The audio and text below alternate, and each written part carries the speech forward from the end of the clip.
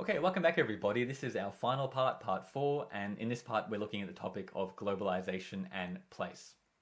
We already started looking at this in our last part with the work of Saskia Sassen, and Sassen as a theorist is trying to say that we should still consider place important because it has an important role in the global economy. In this part I'm more interested in social and political movements which are trying to make place more important. They are trying to push back against globalization, trying to undo some of the globalization changes that have happened in recent decades and return us to a less globalized world. And I talk about these movements not necessarily because I support their ideas, but because I think it's sociologically fascinating to understand why might people oppose globalization and what impact are anti-globalization movements having on the world today. So I wanted to start by talking about the idea that globalization is not inevitable and it's not automatic. It's really easy in the world to feel like we are simply governed by anonymous impersonal forces, like societies simply change of their own volition. But ultimately societies are made up of human beings, and change happens because human beings pursue courses of action which lead to change. Yes, there are economic and social and political forces which are lying behind those courses of action, but ultimately we make decisions about our life. Societies and governments have chosen to pursue globalization quite extensively in recent decades, but increasingly we're seeing those individuals who want us to stop and pull back and to de-globalize, and we're going to talk about those here. This is a really important topic because anti-globalization is at the heart of many of our contemporary social debates. Many of the political transitions that have happened in the past 10 years come as a result of anti-globalization sentiment. You can think of movements that champion nationalism and national identity, decreasing public support for immigration and multiculturalism. You can think of independence referendums like Brexit, for example, where the UK voted to leave the European Union, to isolate itself rather than kind of embracing this era of globalization. We're seeing movements of this kind crop up everywhere across the globe. And you cannot understand contemporary politics without understanding that a lot of it is driven by anti-globalization sentiment. At the same time, again, societies don't simply move in one direction.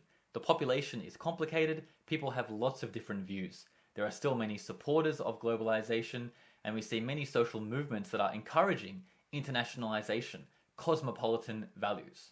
It is a very interesting political issue, and I want to explore some of the dynamics as we go through the content here. Now, what are some of the reasons why anti-globalization has become common? The first thing I would talk about is the structural transformation of the economy. Economic globalization definitely has certain benefits, but we often say that the benefits are very diffused and the costs are very concentrated. Generally, most people in society will benefit from economic globalization because they will obtain things like cheaper goods.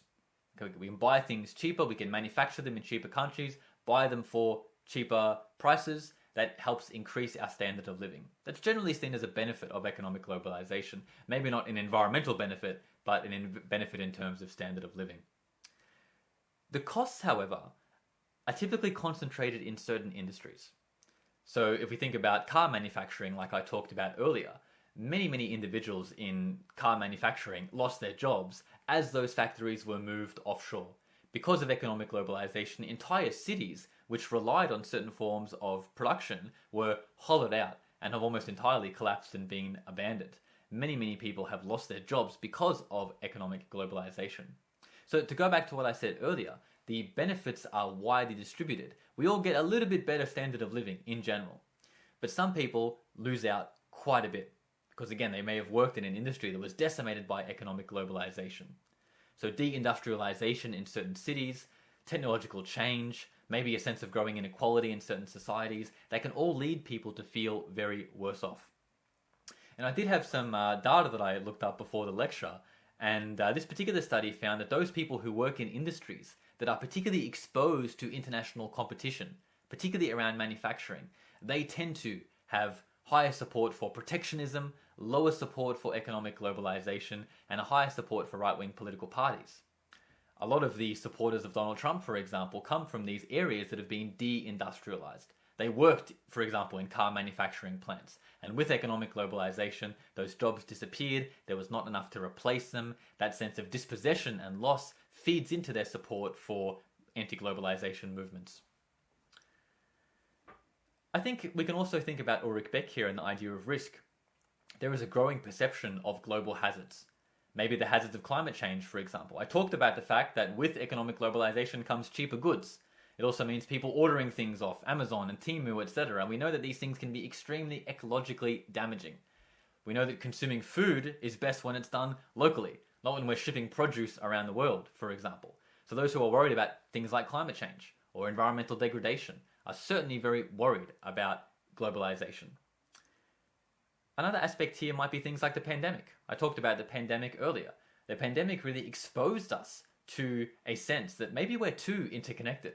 Maybe when we have something like a virus spreading around the world, we want the ability to have stronger national borders to limit the movement of people in and out of the country. That can lead to a feeling that more independence is better, less globalization is better. Immigration is often talked about here, and immigration is probably the most dominant political issue of the time.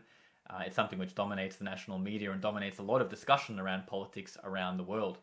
Now, immigration to the OECD countries has been steadily rising since the 1960s. Particularly post-COVID, we've seen migration booms in places like Australia and the UK.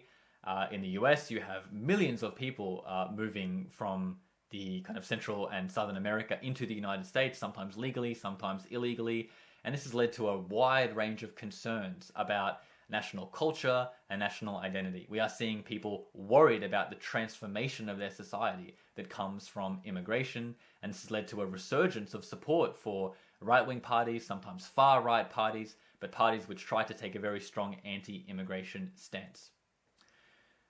Finally, I think many people are concerned about a possible erosion of national sovereignty. Post-World War II, we saw the emergence of very big international institutions, like the United Nations, but also things like multinational corporations. Think about the European Union, think about big NGOs that are often operating across the entire world, right? Non-governmental organizations, NGOs. That has led some people in many countries to be concerned that the nation state is no longer very strong. That in the face of, say, multinational corporations, governments can't really regulate in favor of their population. In the face of big institutions like the EU or the United Nations, individual countries simply have less ability to develop policies in the favor of their own individual country. So this was underlying a lot of the sentiment against Brexit, for example. There was a very strong sense among some communities in the United Kingdom that they were being dictated to by the European Union, that their own country was losing its national sovereignty. And again, this has led many to be concerned that maybe too much political globalization is not a good thing. Let's just talk about the three dimensions of globalization, and I can drill down on these issues a bit further. So we have seen many movements against economic globalization. This was, through the 90s, associated more with a kind of left-wing political view. It's become now associated particularly with kind of Trumpism and the MAGA movement. But we do see anti-globalization sentiment on the economic level coming from both the left and the right. If you're an opponent of economic globalization, you typically support what's known as protectionism. That is, you want laws and regulations that protect local workers, local conditions, local wages. You might want tariffs, for example, that prevent imports, that encourage local industry. And we've seen in recent years Trump pursue a very strong program of tariffs in America. This is an example of protectionism. It's an opposition to economic globalization. Opponents of economic globalization might also oppose things like free trade deals. And again, we're seeing that again in America, where there's been attempts to kind of get out of certain free trade deals or to renegotiate certain free trade deals. They might be opposed to the influence of institutions like the WTO or the IMF. I talked in the last part about dependency theory. And remember, dependency theory came from Latin America, and it was a left-wing, progressive Marxist theory that tried to oppose the influence of the IMF and the WTO on Latin American economies, in part because they had to let go of many of their more socialist-oriented policies. Today, you'll also see many people being very opposed to the influence of multinational corporations, right? These big, large corporations that dominate our life and often dominate our politics. What you can see here is that there is a very strong push towards anti-globalization from both the left and the right. When you think of, say, the first Trump election in 2016, Trump was a very popular figure, but also figures like Bernie Sanders were very popular. And Bernie Sanders expressed a very strong opposition to economic globalization.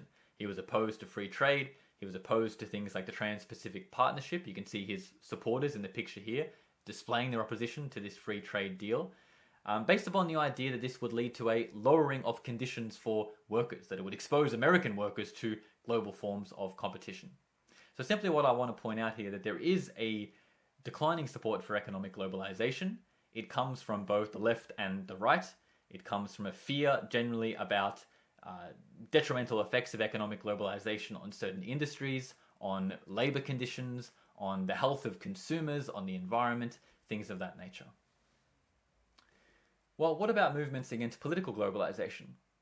Movements of this kind typically involve the philosophy of isolationism. They typically want nations to focus just on their own internal issues and their own internal borders, and to not really focus on the international community. They're less interested in international cooperation, for example. Movements of this kind are typically opposed to any form of authority above that of the nation state. This might be something like a regional union, like the EU. It might be certain NGOs, which you often hear people kind of critiquing, certain like World Economic Forum or something like that, right? The idea that these organizations might have too much influence over governments around the world. It also might come in the form of opposition to international treaty bodies. Something like NATO, for example, the North Atlantic Treaty Organization. This was an alliance of countries that was formed to counter communism and the USSR. Still today, it tries to work against Russian influence and Russian expansion. And critics of NATO have come from both the left and the right of politics. Some left-wing critics have been, concerned about the influence of NATO on countering communism. So I've got an example of a protest here from Venezuela, and a more kind of, again, left-leaning socialist protest saying no to NATO because NATO is a source of war and imperialism and conquest and so on. Right-wing critics of NATO exist as well. So we've seen in the recent election of Donald Trump, there was kind of a long skepticism of NATO being produced by Trump and his allies, a sense that it was too costly, that it was going to drag the US into a conflict that it didn't really want to be in. So again, those are all forms of opposition to political globalization. I think also in this kind of like anti-EU sentiment, you see a good example of both left and right-wing anti-globalization movements. During the 90s, there was a lot of left-wing opposition to the European Union, usually based upon an economic concern that in encouraging kind of pro-migration policies across Europe, this would undercut the conditions of certain local workers. During the Brexit referendum, I think this anti-EU sentiment took on a more right-wing stance. There was more of a concern about the cultural dimension of migration, migrants changing the nature of UK society. I also think you saw this sense that, as I said earlier, there was a concern that maybe the policies of the country were increasingly being dictated by these international organizations. You saw a lot of sentiment during the Brexit referendum of individuals not wanting to be told what to do by some bureaucrats in the European Union, but believing that the UK should have a very firm stance on its own sovereignty and its own national identity. Another source of opposition to political globalization were the conflicts that occurred during the 2000s. So particularly the Afghanistan war and the Iraq war, and just the general war on terror. This was really an element of political globalization, and it was in some ways driven by modernization theory, right? The idea that the US was getting involved into these conflicts to spread liberal democratic principles around the world, or maybe to open up certain markets around things like oil, for example. I think most commentators today recognize those conflicts as dismal failures and as tremendous wastes of human life in a way. And it's led to this new younger generation of politicians who are really cautious about the philosophy of liberal interventionism, right? The idea that we should try to export human rights and export democracy around the world. We are living in an era where nations seem to be pulling back. And this is also true because we're seeing really significant conflicts around the world today. Conflicts between Ukraine and Russia, conflicts in Gaza and the broader Middle East. There's a growing sense, I think, in many nations that we should stay out of those conflicts. And certainly it seems like in America, for example, a lot of the support for Donald Trump was driven by the idea of opposing interventionism and supporting isolationism instead, just focusing on the society alone. All right, finally, let's consider cultural globalization. We're seeing a very strong pushback against cultural globalization today, and once again, this is something which does come from both the left and the right of politics.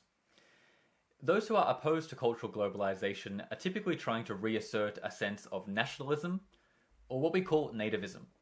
They believe that cultural globalization has weakened the force of certain ethnic identities, certain national identities, maybe certain religious identities.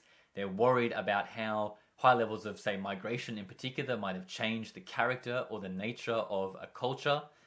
And they're pushing back against those forces in various ways. So on the political right, we've seen a lot of this recently with a big surge in anti-immigrant attitudes and an opposition amongst many right-wing groups to multiculturalism. We saw recently, for example, the March for Australia rally, and this was a mass protest across Australia against immigration. Now, some of that opposition to immigration was couched in economic terms, right? A worry about house prices or wages or something like that. But a lot of that anti-immigrant sentiment is driven by anxieties about cultural globalization, right? Anxieties about the changing character of Australian culture that might be occurring when people are migrating who have different religions, different customs, different cultures, different languages, etc. On the political left, you also do see opposition to cultural globalization. Typically, this comes in a concern with the homogenization of the world. There might be, for example, an anti-American sentiment, a worry that American culture is becoming the dominant global culture, and it's steamrolling over all these other cultures that, for many people, have their own dignity and worth. The term that's often used here is cultural imperialism. Right? Again, the idea that one dominant culture, particularly a Western culture, starts to become uniform across the entire world. And resistance to this kind of idea, resistance to cultural imperialism, was a really important aspect of anti-imperialist movements. I talked about these earlier as they emerged post-World War I. Attempts to break up empires, attempts for nations to break away from colonial domination. Remember that colonization is a form of globalization. It involves both political, economic, and cultural aspects. Think about colonial India, for example, and how British culture became part of Indian culture, and many places supplanted Indian culture. British forms of dress, British forms of religion, Christianity, English language, certain customs and behaviors were imposed upon Indian society. Local Indian customs were denigrated as being backwards and vulgar, and Indians were encouraged to adopt English habits and English traits. Through the anti-colonial movement in India, many Indians pushed back against these ideas and are still fighting today to legitimize the value of many of their traditional practices. And of course, we've seen this kind of thing in Australia today. We've seen decolonial movements, right? Attempt to decolonize Australian customs and Australian values. We see this in universities, for example, but we also see it in things like place names. So if you think about something like Uluru, right, there's an attempt to replace the imposed British name, Ayers Rock, with the traditional indigenous name, Uluru. Right, there's an attempt to resist a kind of cultural globalization. It's an attempt to resist this kind of imposition of British empirical culture, British imperial culture, I should say, on Australian society. Okay. So this is why it's often very tricky to think about these movements. And hopefully what you've seen from this discussion is that anti-globalization is not something which it's very easy to say, I'm for it or I'm against it. It is an area where different kind of political parties form very strange alliances, where it can be difficult to sort out what is, say, an economic anxiety from what is just plain and simple racism. It's a very, very tricky, very, very difficult area. And it's something that you really should try to read about, think about, and try to think in a very sophisticated way about all the ways that globalization can create benefits, but also the possible drawbacks that many people are seeing and feeling today as well. Now, one thing I do want to say is that when we poll people on globalization, we find some pretty interesting divergences in people's opinions, but also some really confusing data. I always like this paper here. This was published in 2021, and it's some data showing public opinion on globalization. And it's 15 different countries that the data is collected from. And what it shows you is that people's views often really don't make any sense, right? So if you look at, say, economic globalization, if you ask people, is free trade good? Does free trade give us better products? Most people say yes. If you ask them whether international companies damage local business, most people say yes. If you ask whether countries should limit imports, most people say yes. Well, those things are all opposed to one another. You can't have free trade and limit imports at the same time, but people seem to want both of those things. Same thing if you have a look at, say, the social and cultural globalization. Most people say they want more national content on television. Most people say that immigrants do take jobs from natives, but most people also say that immigrants bring new ideas and new cultures.